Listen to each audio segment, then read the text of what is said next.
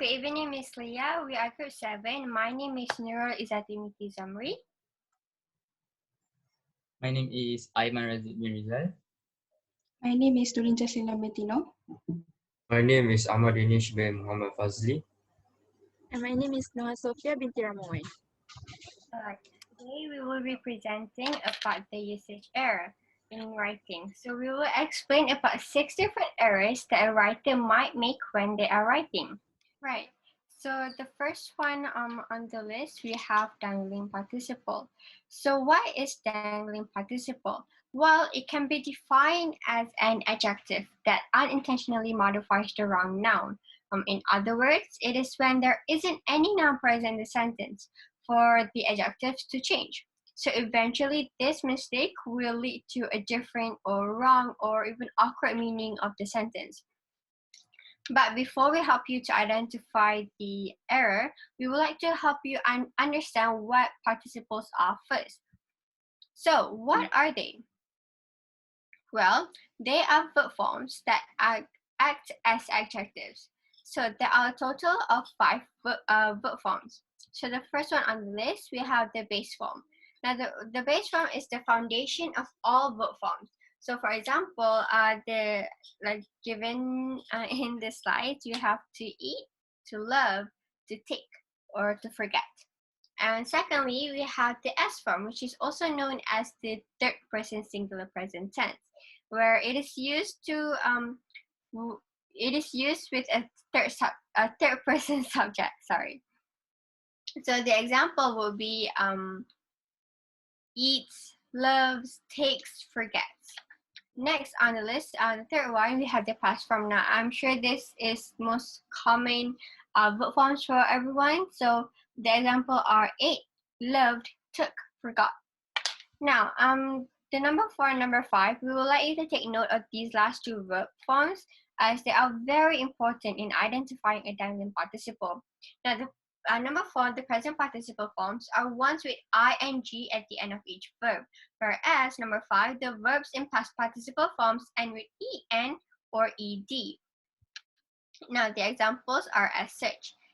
For number 4, eating, loving, taking, forgetting.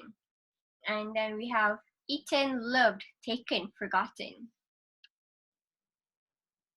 Like we have mentioned earlier, participle are verbs that describes a noun's action or a continuous action.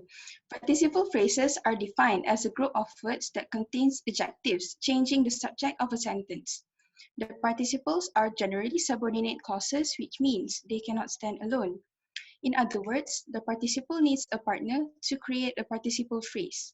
So who is their partner? Well, it's a noun. Here's the formula of the phrase main part. Participle plus noun. For example, our participle is crying and our noun is baby. Next is an example of a completed participle phrase with its main parts. The crying baby fell asleep. Just with this stand alone, we will able to understand what's happening, but it needs something to make the sentence more interesting. Here's a modified sentence when participle phrases are used correctly in a sentence. The crying baby fell asleep. Everyone started talking quietly. With the subject being present in a sentence, the reason have a better understanding what is happening. All right, thank you, Jazz. So what Jazz has given for the modified sentence is just one way to construct sentences and participle phrases. But how do you identify a dangling participle? Well, you should look for the participle phrases at the beginning of the sentence. And after the participle phrase, there should always be a subject. If you take a look on the right, we have highlighted parts of the formula for easier understanding. Now, did you all take note of the last 2 verb forms I mentioned earlier, the number 4 and number 5? Below on the left, you'll be able to see the differences between a wrong and a right sentence for verb forms present participle and past participle. Right, so for the first example, we have the present participle phrase. Now, if you look at the sentence, the top sentence is the incorrect sentence. Sprinting across the field, the ball will out quickly. This doesn't make sense. Like, even though the ball is a noun, it does not quite make sense because, the meaning of the sentence is that it was the ball who was sprinting across the field, and it was caught quickly afterwards. But even then, we don't know who caught the who caught the who caught the ball, right? So the correct sentence would be sprinting across the field. She quickly caught the ball. Now, after adding the subject she, now the reader will know that it was the girl who was sprinting across the field, and it was the same girl who quickly caught the ball. Now, if we look closer, if we look farther below, you will be able to see the example for past participle phrase. Now, the past participle phrase, with the past participle being startled with an ed, the phrase is startled by the sight of fire, ran out of the house. Now, the reader will ask, who ran out of the house? There's no subject in there, right? So you have to add the subject beside the participle phrase, which is why we added he as the subject. Startled by the sight of fire, he ran out of the house. Now, this sentence makes much more sense, doesn't it? So, if you remember, we mentioned earlier that dangling participle leads to different wrong or even awkward meaning of sentences, right? So here is an extra example of a funny meaning of a sentence when the dangling participle is present. So if you compare these two sentences, both the top and the bottom, both of the sentences have a pair and both of the sentences are understandable, but one of them does not make sense. Can you guess which one does not make sense, or can you identify which one does not make sense? If you identify the top one, if you guess the top one, you are correct. So this incorrect sentence is I smelled the oysters coming down the stairs for dinner. Now, this does not make sense because you cannot smell the oysters coming down the stairs because the oysters cannot move, right? So the correct sentence is the correct sentence is coming down the stairs for dinner, I smelled the oysters. Now, when you read this sentence, you'll understand better that, oh, it was me, Izati, who was the one who smelled the oysters while I was coming down the stairs. So, last but not least, we have ways to avoid, last but not least, we have listed a few tips you can use to avoid making a dangling participle error. So, on the top list, we have bringing participle phrases closer to the subject. Now, I think this is like the most visible method to fix the error is by making sure that the subject is close to the participle phrase. So it does not necessarily mean that the subject has to be like right beside the participle phrase. You know, you can add the or in the between the subject and the dangling participle, but as long as the subject is close to the participle phrase, then that is considered as the correct sentence. Second on the list, we have reversing the order of the participle phrases. Now, what this means, you can see the example for this method on the finding dangling example, where you'll see that the participle phrase at the end of the sentence is moved up to the front, where it is now beside the subject. Now, with this, you'll be able to understand the sentence better. So, last in the list, we have you can use a comma to complete the thought. Now, by using a comma, the readers or even the writers themselves, they can identify which is the participle phrase and the subject. So, yeah, the comma helps a lot when writing the correct sentence when you're using participle phrases. Next. Okay, thank you to Zati and Josh. Now we go to run-on sentence.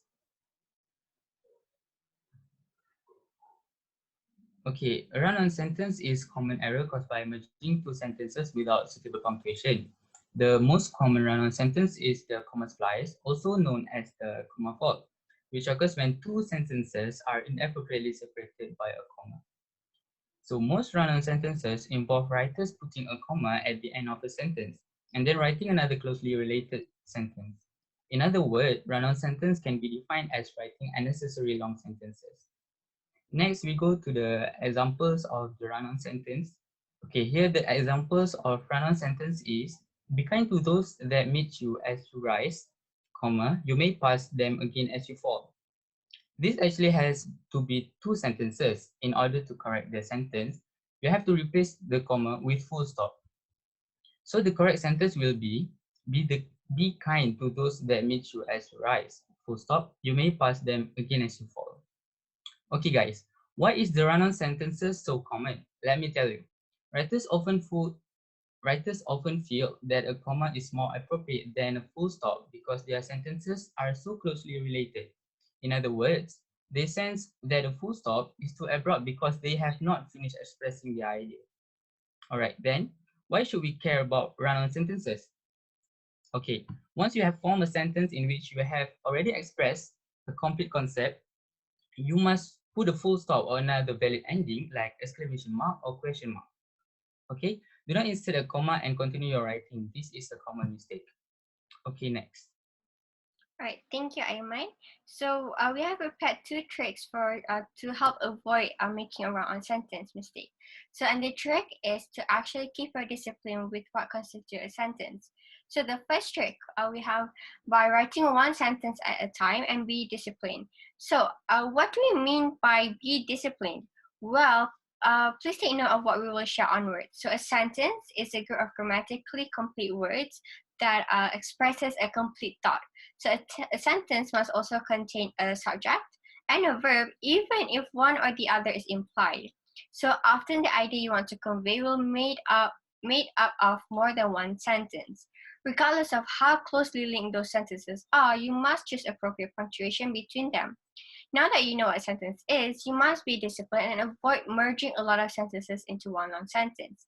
If you have a lot of ideas to convey, it is better to write a lot of short and understandable sentences than writing a few long sentences. Do not hesitate to use a full stop and other correct uncommon punctuation in your paragraphs. So you have to remember that a comma does not mean I haven't quite finished what I'm saying yet. In other words, the comma does not mean that you're ending your idea. So by exchanging the comma with a full stop, it also means that you're continuing your idea. So please do not hesitate to use the full stop. Now, the second trick we have, occasionally, it may be appropriate to use a semicolon, a dash, or ellipsis to extend a sentence instead of putting a period and writing a second sentence. So by using a semicolon, it actually gives a smoother transition between sentences than a full stop. Next, so by using the three dots, it gives the reader that pause effect in the writing. So by using a dash in the sentence, it looks a bit stark, but the dash is very versatile. It could replace the three dots or semicolon in the two examples above. Okay, thank you, Izzati. So now I'll be explaining about fragments error, but to help you identify the error easier, I'll be helping you to understand what fragments is first. Fragment is defined as a dependent clause that is used as a complete sentence. It has three components, which is subject, predicate, and a complete sentence. Complete thought. Let's look a little deeper into these three components. Firstly, a subject is a part of the sentence that contains the person or thing performing the action or verb in a sentence. Secondly, what is predicate? In its most basic form, a predicate is what the subject does, or you can say activity. It contains the verb or any object or modifiers that are controlled by the verb. Lastly, a complete thought. This component consists of a general subject, which is a topic, and some kind of controlling idea on the topic. In other words, it is a thought that everyone can construct with their imagination into a sentence. So below is the sentence example. In this sentence, you can see that it contains all three fragments components. Sophia and her friends went to a salon as a reward to treat themselves after getting a 4-pointer CGPA. So Sophia and her friends is the subject, the word went is predicate, and the one highlighted in green is the complete thought, where Sophia and her friends constructed. Thank you, Jas. Next is, how about the fragment error? This error occurs when the sentence is missing one or more of its components. Firstly, the missing subject. As you can see, the word under the bed is just a predicate without a subject.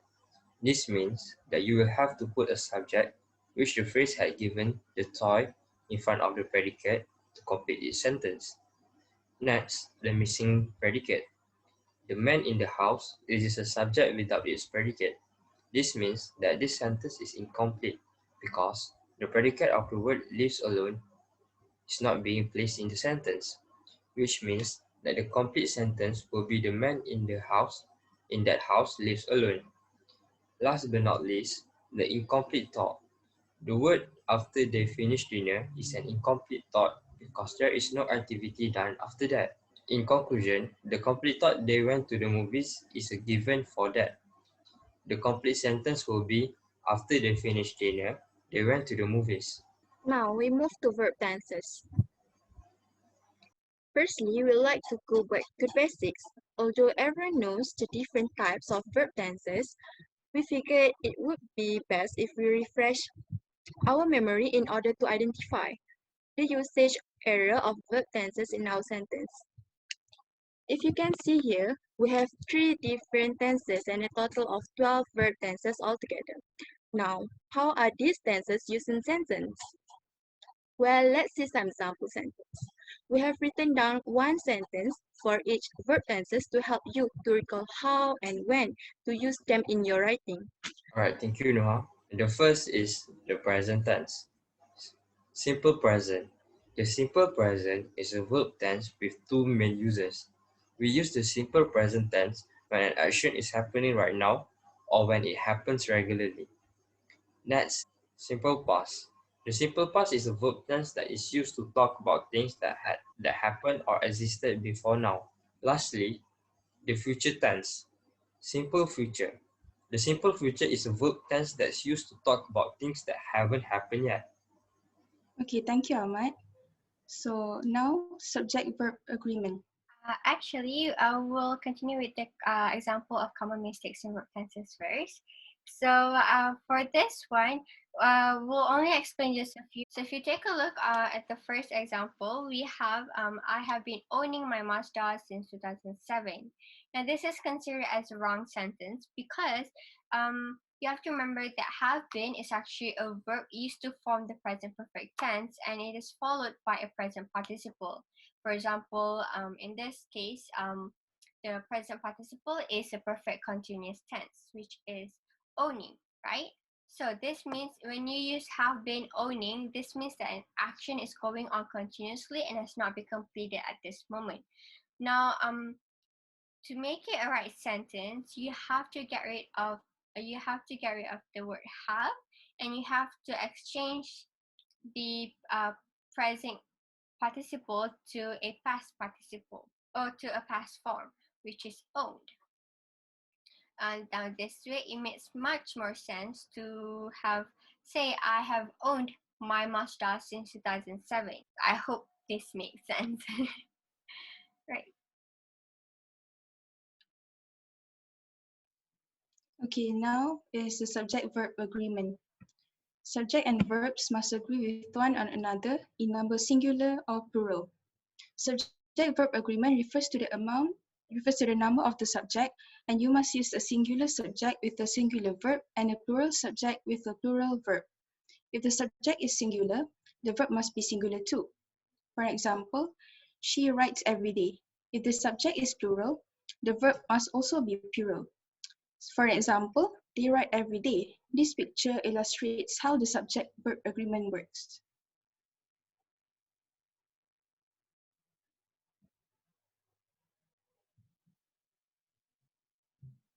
Am I? All right, thank you, Jas. Now the common mistakes in verb agreement. Okay, the first error is one of my friends likes to cook Italian food. Okay, the agreement error are one is singular and like is plural. As what we learned in this topic, the verb must follow with subject. Yes. When the subject singular, the verb also must to be singular. Okay, so the correct sentence is one of my friends likes to cook Italian food. Okay, the last error is leading the club meeting today is Akiko and Jose.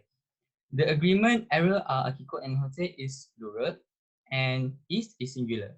So the correct sentence will be leading the club meeting today are Akiko and Jose.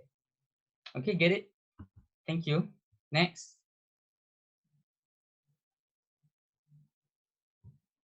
And now, I'll be presenting to you what is a pronoun and antecedent agreement. A pronoun is a word used to stand for or take the place of a noun. A word can refer to an earlier noun or pronoun in the sentence. For example, Jasmina can do Jasmina's homework by herself. We do not talk or write this way. Automatically, we replace the noun Jasmina's with a pronoun. More naturally, we say, Jazrina can do her homework by herself. The pronoun her refers back to Jazrina. Jazrina is the antecedent for the pronoun her. Next, what is antecedent? An antecedent is a word for which a pronoun stands. Ante means before. The pronoun must agree with its antecedent in number. Let's say, if you manage to put Jazrina can do Jazrina's homework by herself in an essay and continue repeating the same sentences again and again, wouldn't it be boring? Obviously, it would still be a correct sentence, but if you make some changes, I'm sure your essay will step up one level and leave spots. Next, let's see this picture. What this picture is trying to show is a singular pronoun must replace a singular noun, while a plural pronoun must replace a plural noun. Lastly, for further confirmation, I've prepared one song for everyone to understand this topic easily.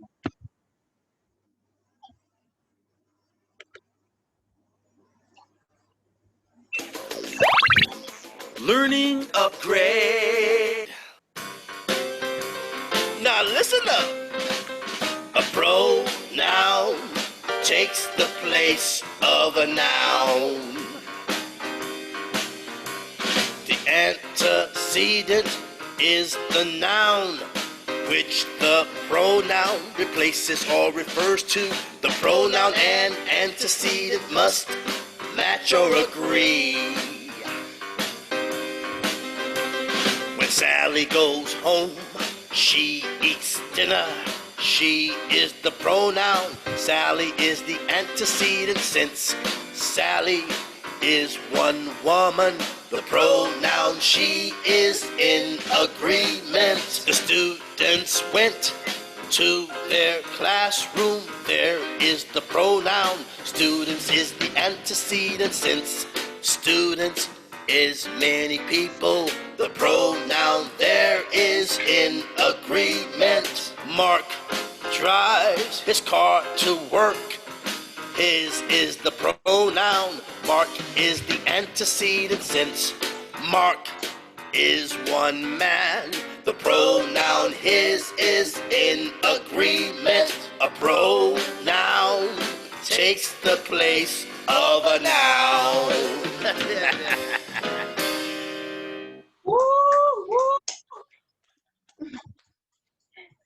Okay, thank you, Noha, for sharing the presentation slides. So, Ms. Leah, this concludes our presentation of usage error. Thank you. Thank you, Mi. Thank you.